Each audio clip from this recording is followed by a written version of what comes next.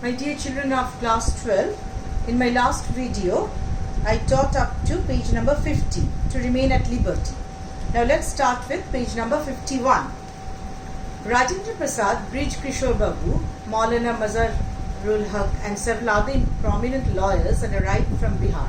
Underline this portion because you will have to memorize the names. Okay, Rajendra Prasad, Brij Kishore Babu, Maulana Mazharul Haq and several other prominent lawyers, they were all lawyers, had arrived from Bihar. They conferred with Gandhiji and they sat with Gandhiji and they wanted to deliver their opinion and their decision along with Gandhiji. Now what would they do if he was sentenced to prison? Gandhiji asked. Now Gandhiji threw a question to them that if Gandhiji was sentenced to prison, then what would they do? Why, the senior lawyer replied, they had come to advise and help him. If he went to jail, there would be nobody to advise and they would go home. The senior lawyer said, if Gandhiji had been imprisoned, then nobody would be there to advise him or to do anything else. What about the injustice to the sharecroppers? Gandhiji demanded.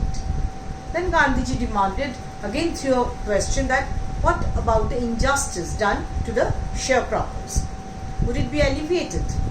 The lawyers withdrew to consult. In that case, the lawyers did not consult anything. Rajendra Prasad has recorded the upshot of their consultations. At that particular moment, Rajendra Prasad has recorded the upshot, so it's a conclusion of their consultations. They thought amongst themselves that Gandhiji was totally a stranger. Yes, Gandhiji had come from a different place and he was totally a stranger there, and yet he has prepared to go to prison for the sake of the peasants. And Gandhiji was ready to quote imprisonment for the sake of the poor peasant, the downtrodden peasant. So if they, on the other hand, being not only residents of the adjoining districts, but being the residents of the adjoining districts, if they would not join Gandhiji, then it would be a shameful desertion. But also those who claim to have served these peasants should go home. It would be shameful desertion. That is, it should be a very shameful abandonment on the part of them. So they decided to cooperate with Gandhiji. They decided to quote imprisonment also along with Gandhiji. They accordingly went back to Gandhi and told him that they were ready to follow him into jail. Ultimately, they were also ready to quote arrest. The Battle of Champaran is won. So in this way, the Battle of Champaran is won. That means they became victorious, he exclaimed. Then he took a piece of paper and divided the group into pairs and put down the order in which each pair was to quote arrest. Now, Gandhiji wanted to take a written document. He took a piece of paper and divided the group into pairs and put down the order in which each pair was to quote arrest. Several days later, Gandhiji received a written communication from the magistrate informing him that the Lieutenant Governor of the province had ordered the case to be dropped.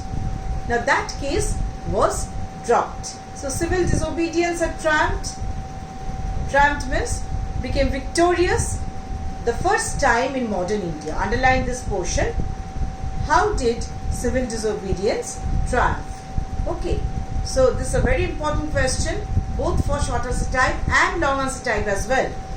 In case of long answer type, we will have to write the whole thing, and in case of short answer type, only the specific points should be noted down. Now Gandhi and the lawyers now proceeded to conduct a far-flung inquiry into the grievances of the farmers. Now they became victorious. Now Gandhiji wanted to know the grievances, the complaints what the farmers had against the British planters. Depositions by about 10,000 peasants were written down. Now 10,000 peasants, they gave a formal statement about their grievances in writing. 10,000 peasants were written down and notes made on other evidence, and they also provided many evidence on these. Documents were collected.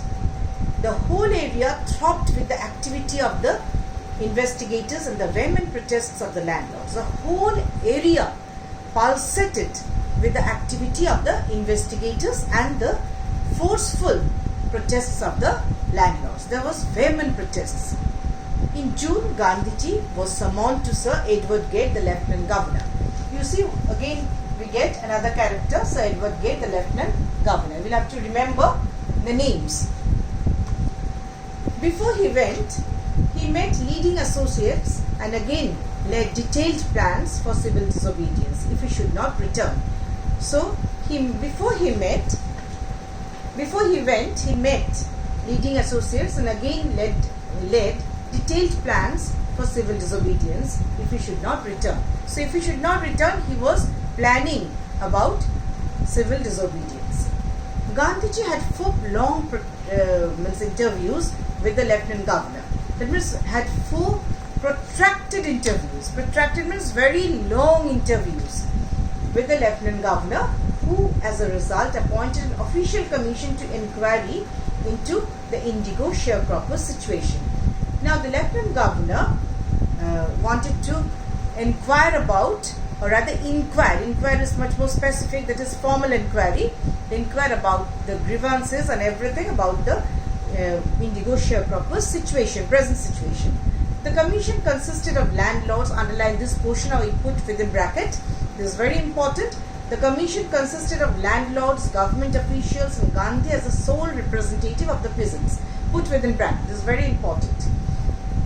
Now Gandhi remained in Champaran for an initial uninterrupted period of 7 months. Gandhiji initially thought that he would give a specific time there, but he had to stay there for a long 7 months.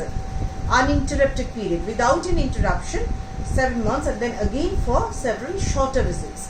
The visit, undertaken casually on the entreaty of an unrelated peasant in the expectation that it would last a few days, occupied almost a year of Gandhi's life. Now the visit undertaken casually on the entreaty, that means emotional request. Okay, they requested emotionally because they were so dependent on Gandhiji solely that Gandhiji could not avoid that, and Gandhiji was very determined to alleviate the difficulties caused to the peasants, and he had to remain there for almost a year. The official inquiry assembled a crushing mountain of evidence against the big planters. So there was a crushing mountain of evidence. That means grievances and all documents were there against the big planters. And when they saw this, they agreed in principle to make refunds to the peasants. But how much must we pay? They asked Gandhiji. So civil disobedience was one, and the peasants also became fearless under the active participation and leadership of Gandhiji. Now the Britishers decided to pay the refund money, and they wanted to ask Gandhiji how much they would refund. They thought he would demand repayment in full of the money which they had illegally and deceitfully extorted from the sharecroppers. That means they extorted, they threateningly had taken from the sharecroppers illegally and dishonestly, writes Reverend J.Z. Hodge, a British missionary in Champaran. Underline this portion, I didn't write here in the board. J.Z. Hodge. Who was J.Z. Hodge? A British missionary in Champaran who observed the entire episode at a close range. That means from a close quarter, Reverend J.Z. Hodge, a British missionary in Champaran, observed the entire story. Thinking probably that he would not give way, the representative of the planters offered to refund to the extent of 25%, and to his amazement, Mr. Gandhi took him at his word, thus breaking the deadlock. At first, Gandhiji wanted to say that they would refund 50%, but they decided to refund 25%.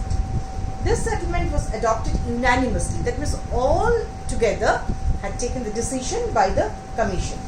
Gandhi explained that the amount of the refund was less important than the fact that the landlords had been obliged to surrender part of the money and with it part of the prestige.